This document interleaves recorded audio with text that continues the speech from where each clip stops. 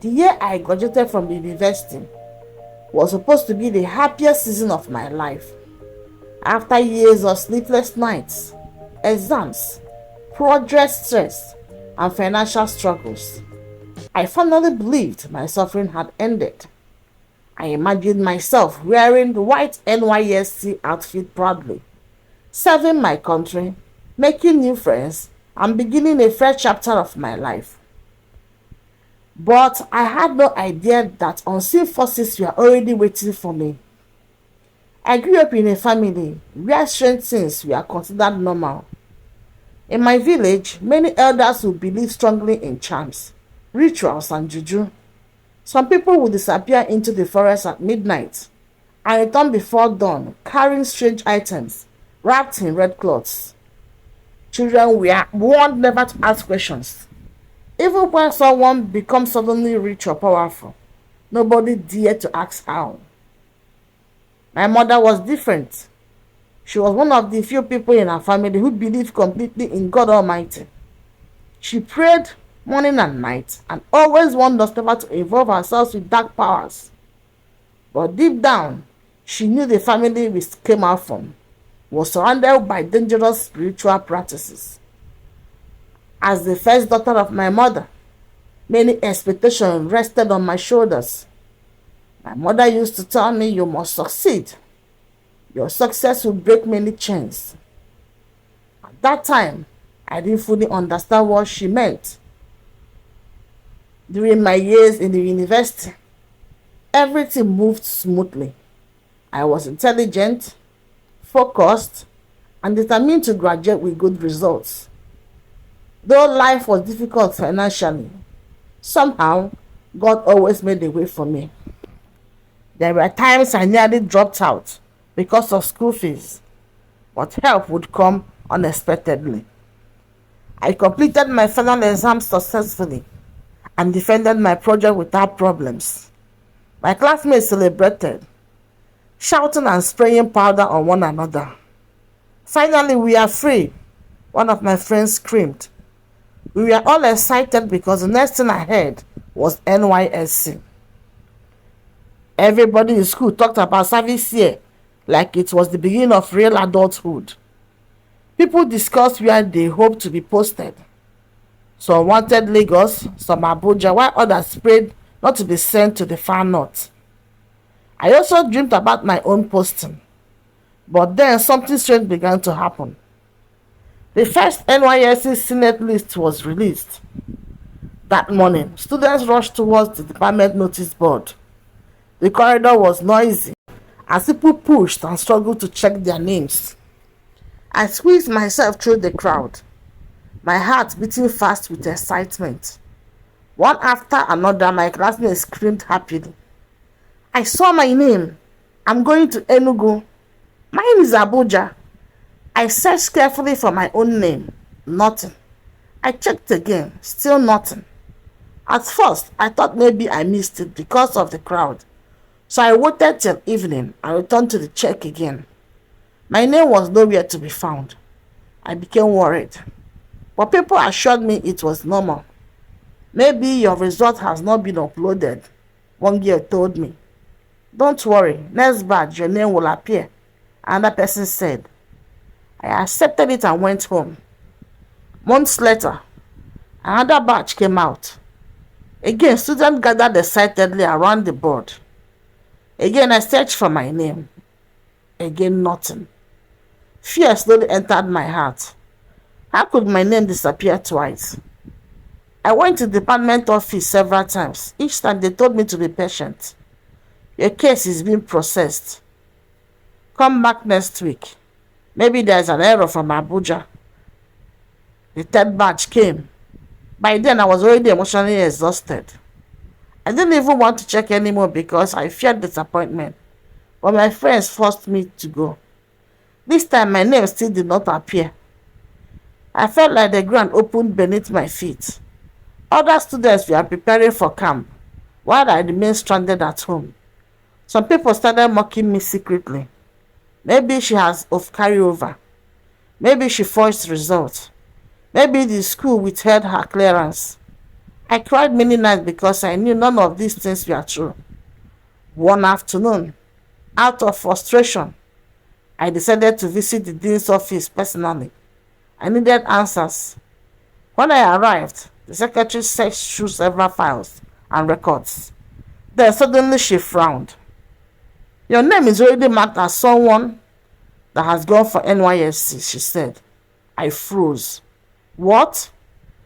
She turned the large register towards me. There it was, my name. Beside it was thick, showing I had supposedly completed mobilization. My blood ran cold. How is that possible? I asked shakingly. I've never gone for service before. The woman looked confused. This is strange. Another lecturer was invited. They checked repeatedly and discovered that somehow my name has been wrongly placed among students who had already gone for Nysc. Till today, I still don't understand how such a mistake happened. After several complaints and corrections, they promised the issue would be resolved. Weeks later, the next Nysc list was finally released. That day, I was too nervous to check by myself. My friend rushed to the cyber cafe first. Then suddenly she called me screaming on the phone. Your name has appeared. I nearly collapsed with joy. For the first time in many months, happiness returned to my heart. What state? I asked anxiously. She said Sokoto. I became silent. Sokoto? The far northern part of Nigeria. I had never traveled that far before. Part of me was scared, but another part of me was excited. I wanted adventure. I wanted to experience another culture and finally move on with my life. When I got home, told my parents, my mother became white for a moment. Sokoto is far, she said softly, but my father smiled. You are strong, you'll be fine. Preparation began immediately. My mother bought foodstuffs for my journey. My younger siblings helped arrange my clothes and documents. Neighbors came around to advise me about life in the north. Be careful. Don't trust strangers. Pray constantly. My mother prayed for me with tears in her eyes.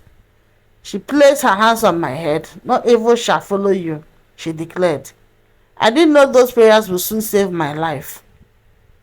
The next morning, I left home for Onitsha, where I would board a direct bus to Sokoto.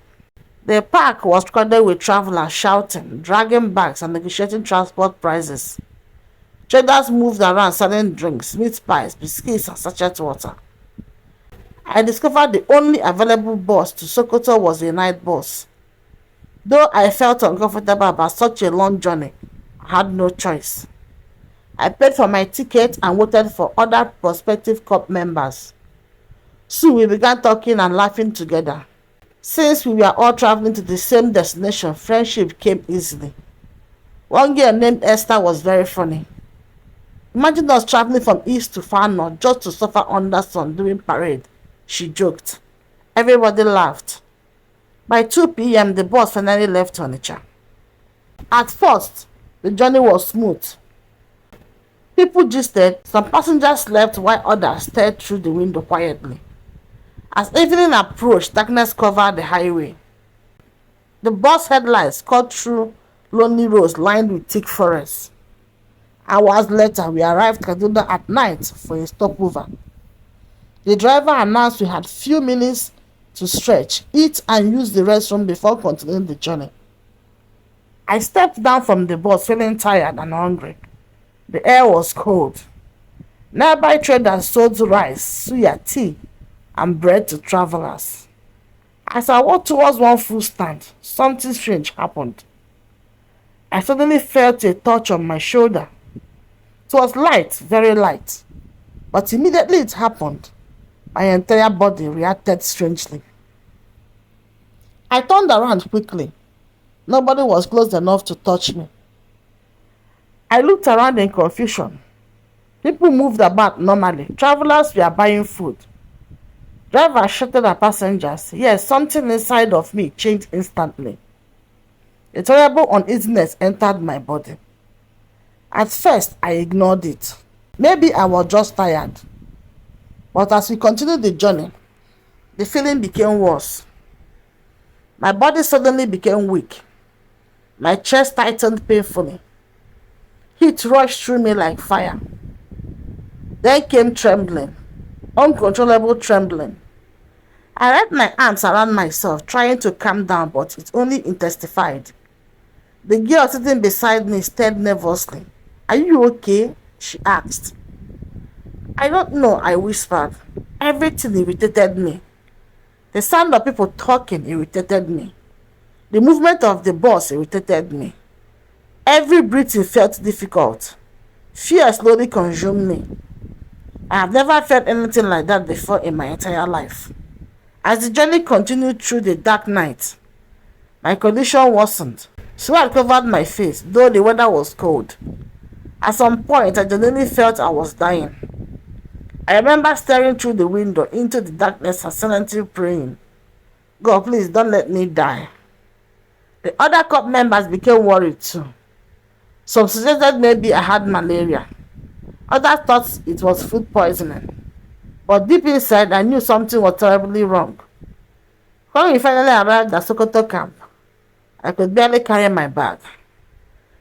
The camp environment was noisy and stressful. Soldiers shouted instructions everywhere while some new COP members struggled with registration. But I could not even focus. My body felt heavy. I managed to locate my hostel room and collapsed on my bed immediately. That night was terrible. I couldn't sleep. Strange fear surrounded me completely. The next morning, the sickness became even worse. The sound of parade whistles irritated me badly. I couldn't eat. My body shook constantly. At one point, I looked at myself in the mirror and became frightened. My face looked pale and lifeless. I quickly called my mother. The moment she heard my weak voice, panic entered her tone. "What is happening?" I explained everything from the strange touch in Kaduna to the unbearable sickness. There was silence on the phone. Then my mother spoke carefully. "Listen to me," she said. "Find a fellowship immediately. Don't stay alone." Her voice sounded frightened. That scared me even more. I forced myself up and began asking around for Christian fellowship ground in camp. Someone directed me to a prayer gathering happening that evening. When I arrived, the prayers was already intense. The atmosphere was different from the noisy camp environment outside. COP members were crying, singing worship songs and praying passionately. I sat quietly at the back, exhausted.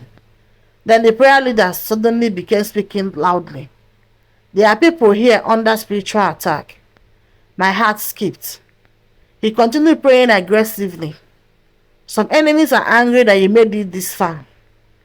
I stared at him in shock. "They tried to stop your destiny before you arrived here." Tears gathered in my eyes. The prayer leader walked around speaking with unusual boldness. "Some people are not happy you came for NYSC," he shouted.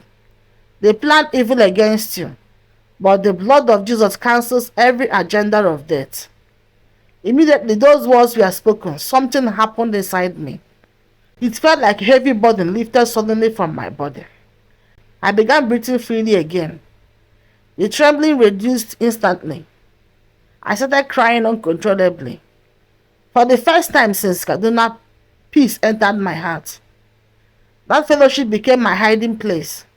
Every day after camp activities, I rushed there for prayers. The members welcomed me warmly and encouraged me constantly. Within 3 days, my strength returned completely. I could eat again. I could laugh again. I could participate in camp activities again. The fear disappeared gradually. Then one afternoon, while returning from parade rehearsal, I received a phone call from home. The voice on the other side shouted shakingly, "Have you heard the news?" "What happened?" I asked nervously. "One person from your family died in an accident." My heart pounded. "Who?" The answer shocked me deeply. It was the son of a man in our family who was known widely as a native doctor. I became silent immediately. Memories flooded my mind. the misjudged touch in Kaduna, the strange sickness, prayers in fellowship, everything suddenly connected in a terrifying way. I cannot fully explain what happened during that period, but I knew one thing clearly. Something evil targeted me. And somehow, by God's mercy, I escaped. After that incident, I completed my 3 weeks NYSC orientation camp successfully. People around me never fully understand why I became so seriously spiritually afterwards, but I knew what I experienced. Before then, stories about witchcraft and spiritual attacks sounded distant to me. I believed such things happened only in movies or village tales told by old women at night. But after that journey, my understanding changed forever. I realized that sometimes battles are deeper than what eyes can see. Till today, I still remember that strange touch in Kaduna. Sometimes I wonder what would have happened if I ignored my mother's advice. What if I never attended that fellowship? What if help never came? Perhaps my story would have ended differently. Many people think spiritual battles are imaginary until they encounter something beyond human explanation. That experience taught me the importance of prayer, faith, and spiritual awareness.